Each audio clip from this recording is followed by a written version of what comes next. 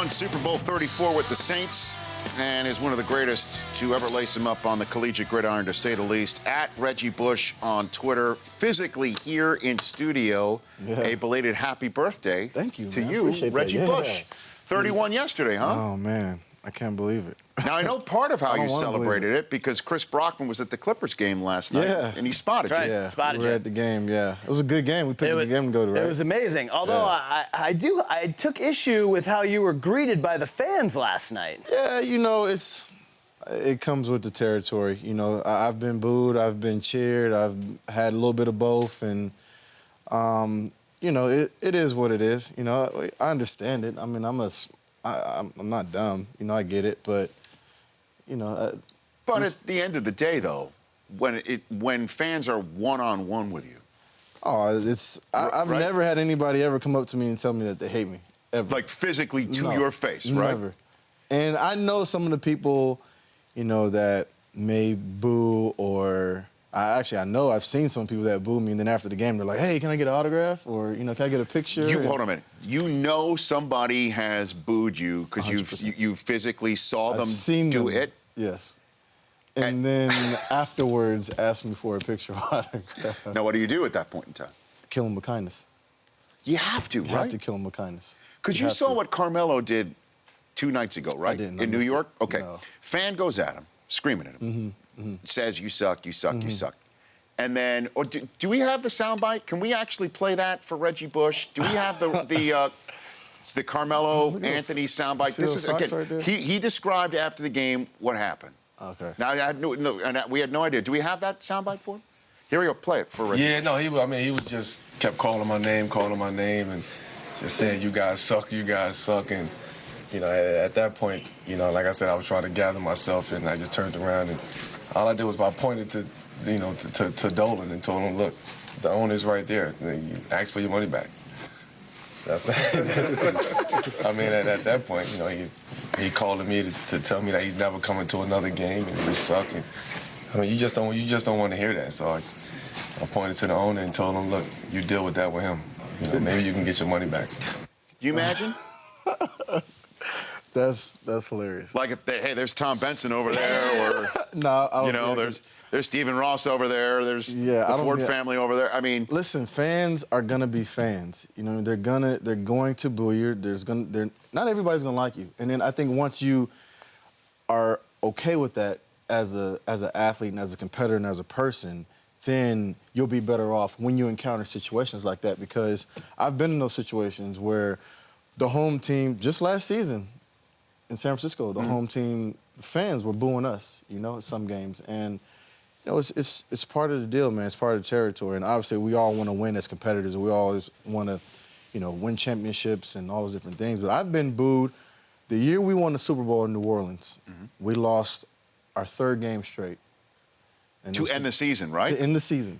One of the only teams to do that and then actually win it all. Exactly. We lost our 3rd game straight. And I remember walking into the locker room, and there was one guy that was just letting us have it. You guys suck. You're a disappointment. This is supposed to be our season. And I snapped, and I went at him. And he was obviously far away.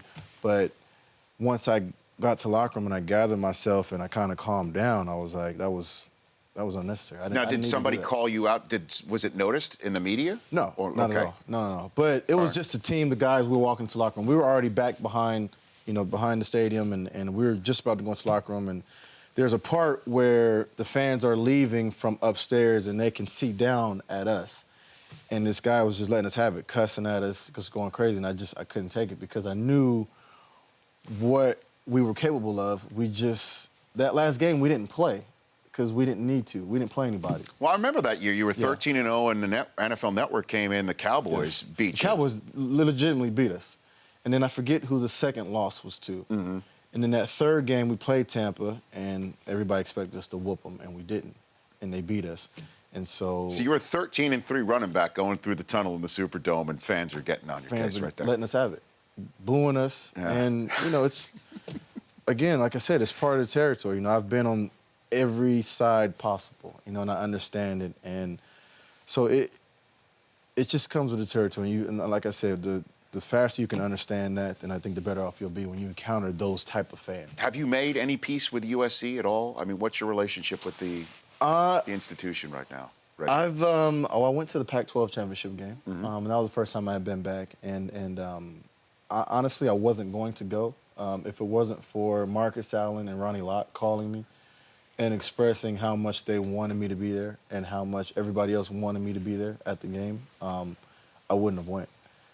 But going back and seeing the reception that I got in the locker room from the coaches to a lot of the old trainers that have been there since I was there, the equipment managers, the guys were there, and then the players. You know, it was great to be back. You know, so you know, there are some things that are in motion right now that we're waiting to happen and to see, but. That was my first time back, and it was great. It was great being back. Reggie Bush here in the Rich Eisen Show studios. And in San Francisco last year, you were talking about a lot of the booing that was going on, and Kaepernick was the scorn of it all, right? Yeah. And now here, there's word he might not come back. I know that you're a free agent, and we'll get into your business in our next segment. Can you make heads or tails about what's going on with Kaepernick up there in San Francisco? Yeah, I'm not sure. You know, obviously, what he went through last season was probably about as tough as it can get as a quarterback. And then the fact that he had to get surgery after that probably kind of added a little bit more insult to the injury. So I'm not sure 100% what he's going through mentally, but I've seen that the team wants him back. With the new coaching staff, it just seems like to me that he'd be a great fit for a Chip Kelly. It does, offense. right? It just seems like a no-brainer that if he does need to have some life breathed back into his career, this is it. But it also seems that from the outside, and you were on the inside, if you can shed some light, that he doesn't maybe trust management to be the current management, to be the ones to breathe life back. Into his career. You could be right about that, and I'm not 100% sure. You could be right about that. I wouldn't say you were too far off with saying that, but like I said, and like you just agree with me, I just think this would be the perfect fit for him. If there was any offense that would be tailor-made for Cap, it would be Chip Kelly's offense. That would be it, you would think, right? It would be it, because we were talking about this for quite a bit, that you're not, the last couple of years, Sam Bradford keeps the ball, you're not afraid of him running. Right. Sanchez keeps the ball, with all due respect, the USC. Still not scared. No. Even with Vic, even when Vic was running it, and Vic still, he could still have some wheels, but he wasn't Vic. He was Michael Vick at the time, right? You know what I mean? Yeah, I know what you mean. So, but Kaepernick taking off with it. Cap taking off is a whole different story. And everybody in the league knows, if you've seen it, I was a fan of Cap's before I got to the 49ers. And just the way watching him play when he was with Harbaugh and the way they used him, it just seemed like he always played with a chip on his shoulder. So in seeing that, I have to believe that there's still a lot left in Cap that he has to prove, that he wants to prove, and he has to left to give to this game. So again, it's going to be interesting to see what happens, if they end up figuring this thing out for him coming back. But it'd be. I'd like to see him in the Chip Kelly offense. Reggie Bush, right here in the Rich Eisen Show studio. We're back in 1 minute's time. We'll talk about what's in line for your future. Yeah. Sounds good. And then we'll get your thoughts on what you saw last night from the Clippers. Yeah. Ready to do some NBA analysis? Yeah, let's do it. Okay, Reggie Bush here on the Rich Eisen Show in person. Back with him in a minute. Welcome back to the Rich Eisen Show. Reggie Bush, at Reggie Bush on Twitter. I follow him. You should too. He is here in the Rich Eisen Show studio, and you were kind enough to look across our studio. Huh? I know that. We've been following each other for quite some time. And I've known you for quite some time. Susie, my wife, was covering your team when she was a reporter covering your team. So I've known you for a while and been a fan of yours for a while.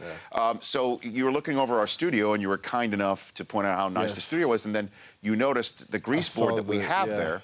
That is still from back in September, I think, when he came on the show. Snoop drew up his favorite play for his youth league to run. Brock, when you're closer, what is it? What's the play called right there? What is it? It's fake 31, fake 24, Z reverse. Where I guess. So it's a counter reverse. Fake dive, fake reverse, fake counter. Yeah. Wide receiver reverse. Nice. Now, what would you want to be the Z in that equation right there? What would you prefer to be there? Yeah, I like to be the Z. I like to be the guy getting the ball in his hands.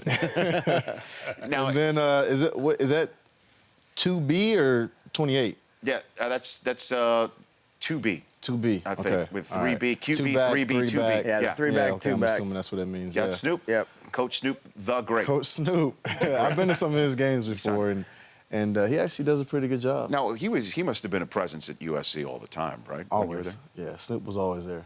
And it was cool, for us, for the guys.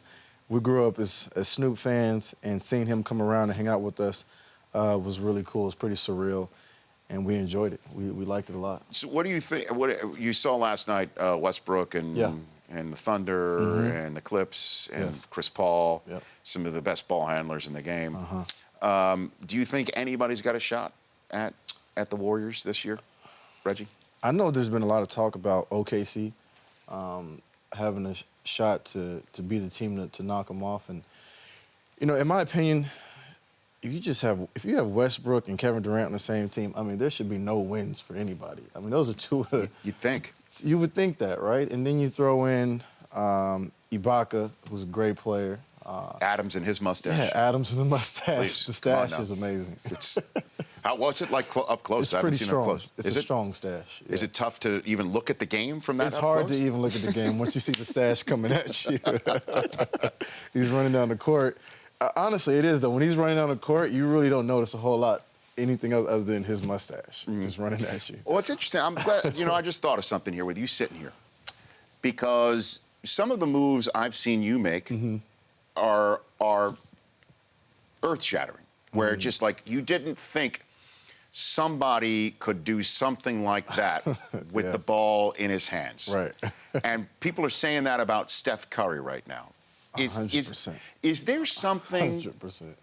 a matrix-like thing that comes over an athlete like that, where instinct takes over, Yeah. or do you Yeah. plan it? What's it like? I think a lot of it is instincts. Obviously you practice and practice and practice, and you play this game since you're a little kid, so the instinct side is a huge part of it. Now, some of it is obviously planned, and in planning, I mean with the way they draw up plays, and then, but the ball handling and the shaking and the coming back 3 or 4 times and then just throwing it up in the air, and that has to be instincts. I can't imagine that he just plans to go out and do those moves, all the time. It's like he's hitting a button. It's like playing a video game. Watching him the way he plays, because there's nobody else in the NBA that's like him. Nobody else in the NBA. Well, I mean, we were talking about it just yesterday with Shad Moss, as a matter of fact.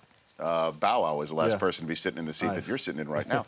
Just saying, like, who is there somebody in sports like, the only equivalent I threw out there was Odell Beckham, where you got to watch him warm up. The on-field play or on-court play is sometimes astounding. Yes. Like, you've got to tweet about it, you've got to show it, you've got to discuss it. Yeah. The only difference, obviously, is, one's an MVP and a champion, and Odell has yet to achieve that status. Yeah, it's. I love watching Odell play too, as well. Because I love the fire and the passion that he brings to it. And I remember, just talking about the game where they played against Carolina, and I know he got in trouble for, some of the stuff was, was a little uncalled for, but I like seeing that fire and that passion out of my receiver, because I know that's going to take some of the pressure off of me as a running back. Knowing that you have a guy that's willing to go down into the trenches and block for you in that way, in that fashion, that's a running back's dream.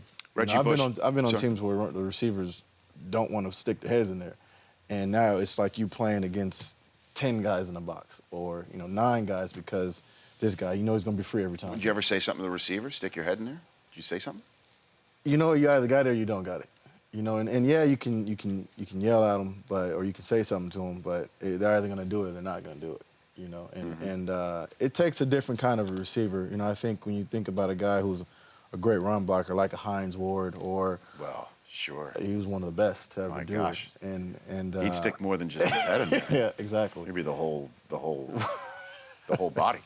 Right. Would be going in And Anquan Bolden is another guy who, he's physical. He's a physical receiver. Yeah, a teammate of yours last year, Yeah. Reggie Bush, here on the Rich Eisen Show. What is your future as it currently stands here the day after your 31st Right. birthday? What do you got for me? I'm a free agent, and I'm rehabbing to get myself back to just being healthy. That's first and foremost, just getting healthy, and then taking it from there. I'm not done playing football. Okay. I have a lot left to prove, and I'm excited about next year and where I'll end up. Maybe I'll end up back in San Fran, or maybe I'll go somewhere else, but we'll see. Well, I would think that you would fit well in Chip Kelly's Yeah. offense also, Yeah. right? Yeah. Has And- he reached out to you at all? Have you spoken to him? I met with the offense coordinator, Curtis Mockins. He was my running back coach in Detroit for 2 years, and we're actually pretty good friends. So we sat and we talked for quite a bit, and we'll see. We'll see how. When do you think something like this might happen? Training camp, before it? What do you in terms of your rehab? My right now? gut tells me sometime around training camp, maybe a little bit sooner. We'll see. Okay. Yeah, I'm just excited at the possibilities in next year. I want to be somewhere where I can win. How much longer do you think Drew Brees has left in him? What do you think? Just knowing him, the competitor. Yeah, no, the competitor. He's How old is he 36. now? 36. 36. Yeah. Yeah, I give him a good, solid 4 years. Yeah. Yeah, I mean- Solid 4 years. Good 4 years. Yeah. What was it like being in that offense with him? It was great. I really enjoyed playing with Drew. Drew was one of the most competitive people I've ever been around, and one of the hardest workers I've ever been around. And I learned a lot from him in those 5 years I was there. And my rookie year alone, just watching the way he prepared, and I had Deuce McAllister that was there. Between Deuce and Drew, and watching the way that they prepared and approached the day, every day, it really gave me a lot of insight as to how business is to be conducted in the NFL if you want to last long, in this league. And now there's a talk in Detroit where Calvin might hang Yeah. him up right now. Did he not already say he was in? He says, well, he didn't say anything. Okay, our buddy I Schefter thought he said he already had said it. plans to retire. Okay. Which for us mere mortals, Brockman, me, Yeah. Del Tufo, means putting money in a 401k. That's what that means. Okay? For you, for Calvin Johnson, plans to retire means a completely different thing. Yeah. Right? Yeah. Mm-hmm. So he hasn't handed in the papers yet. Okay. And it's March I thought he already 3rd, retired. right? I did get March 3rd. March 3rd? Yep. Right? And new He's not league years are retiring. happening Yeah. around the corner. Yeah, yeah. I thought he already retired. No. So that's news to me. Okay. But it'll be interesting to see. Well, if what he sort of does. beating does he take? Did he Oh, take man, when you saw it personally? Calvin gets beat up. He gets beat up because he gets the ball. He gets the ball a lot. He takes a lot of hits. Mm-hmm. And he's a big, tall, lanky guy, but yeah, he takes a beating. But he's Calvin will he gets beat up during the season and during the week, and he'll have to miss the whole week of practice because he's nursing injuries, and he'll come out there on Sunday and just light it up. It's Megatron. Exactly. And this is great. I'm always envious of guys like that because How so? I always feel like I'm a guy that has to over prepare to play well on Sunday. And then when I see a guy like Calvin, who's a specimen, and gets beat up during the week, and he can go out there and just ball out. It's just on amazing to Sundays. hear you say that, Reggie, because again, people just remember the days, certainly at USC, where you made it look so easy, and you made it look so Yeah. easy at a level that was off the charts. I mean, it really was Curry-like what you were doing at USC. And it's- did you have to learn that in the NFL, that you couldn't do that anymore, or were you preparing just as hard at USC? I think I prepare just as hard in the league, and I've been told by quite a bit of people that maybe I over prepare and I prepare maybe too much sometimes, and it's just the way that I'm programmed. Mm-hmm. It's just to prepare as hard as I can every day, working my butt off to make sure that on Sundays it's easy. Mm-hmm. It's like clockwork, but maybe some of that is attributed to the injuries. I don't know. Can you stay for one more Yeah, second? of course. Let's say Reggie Bush is here in studio. When we come back, I do want to find out which team that got left off of our poll question tweeted at us. Okay. We'll ask Reggie Bush the poll question. Okay. And then we'll tell a story about the first time we met in Detroit. Yes. I want to tell that story. Sounds good. That's All right. good. From the 619, he is here in the 310 right now on the Rich Eisen Show. Reggie Bush, back with more in a moment.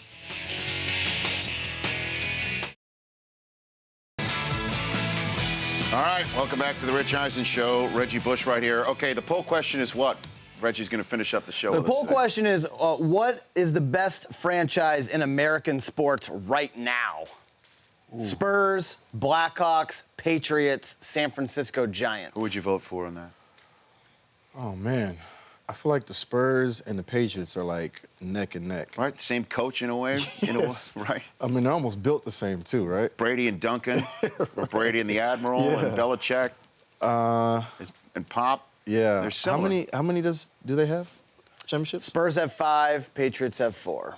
Oh, you gotta go with the Spurs. And then Yeah. 3 and I gotta 3 go with the other Spurs. ones. Right What's now, yeah, the Spurs 41%, Yeah. New England 30, Chicago 23, and no love for the Giants at 7. That's I have to say Spurs, but with the Patriots, like right there. Right there. What do you got? Which team was? So a professional sports team, you may know them as the defending Super Bowl champion Denver Broncos, Uh-oh. have chimed in, and they posted this graphic. During Pat Bowlen's tenure, 1984 to present, the Broncos have the best regular season win percentage in the NFL and the 3rd best win percentage by any team in American professional sports. Yeah. The Spurs have the best over that span at .631 win percentage, followed by the Lakers, then the Broncos, and the 49ers and Patriots rounded off. So I completely forgot about the Lakers. yeah, I know. But we're talking about right now. or Right, unless okay. we're talking about the Spurs. But this one's for Pat! I guess this one's for Pat. That's what they're saying. So they tweeted that out to their 1.7 million followers, and We love the Broncos watching the Rich Eisen Show. we've Or been listening to it. I personally have been getting kind of Fantastic. I want to thank today's So- guests, Robert Klemko, Jay Billis, John Wall, and Reggie Bush right here. Prime is on tomorrow. Deion Sanders on tomorrow. Same with Gabe Feldman talking about all what was going on in federal court today about Deflategate. And Christopher Kid Reed will be here tomorrow. Kid's coming in Nice. to play with Kid us. and play. Nice. Yeah. Nice. He's coming in along. And like I said, Reggie, thank you for coming on. course. Come back as much Pleasure. as possible. Yeah. Again, Sue's covered the Bush, Pete Carroll era, so I got to know a lot of you guys. Yeah. I mean, I could sit And here then- and ask you USC questions for an hour, which And I'm then, sure you're sick of already. But at Super Bowl 40 in Detroit, Yeah. I am at an event, emceeing it, and one of the people part of the Chalk Talk was you, Reggie. Yes, I was. And you're looking out the window, Yeah. watching the snowfall. It was the first time I saw snow. I was 21. Ever. First time ever. Ever. Wow. Never seen it. I'm standing next to you, we're just killing time. I'm like thinking to myself, well, you're the one with the 619 underneath your eyes on the eye black. There's a snow in San Diego. Sure And I'm like, does it. when have you ever seen snow? And you're like, Never. this is it. That's amazing. Awesome. San Diego to Los Angeles for college. Isn't snowing out To New here. Orleans. You see how hot it is out here in February. I understand. Snow's not walking through that door. No. But Reggie, please come Yeah, back. thanks, Please come brother. back. Good to see Appreciate you. it. Yep. Reggie came from the golf course I and did. dressed up. Mountain Gate. Brockman came from his house and looks like that. I mean, Step it up tomorrow with Prime and Kid all right. coming in okay, here, okay? Fine. I'll do it. We'll see you on Friday's show. Thanks for consuming Whatever. Thursdays. The Rich Eisen Show, weekdays at noon Eastern. On Audience.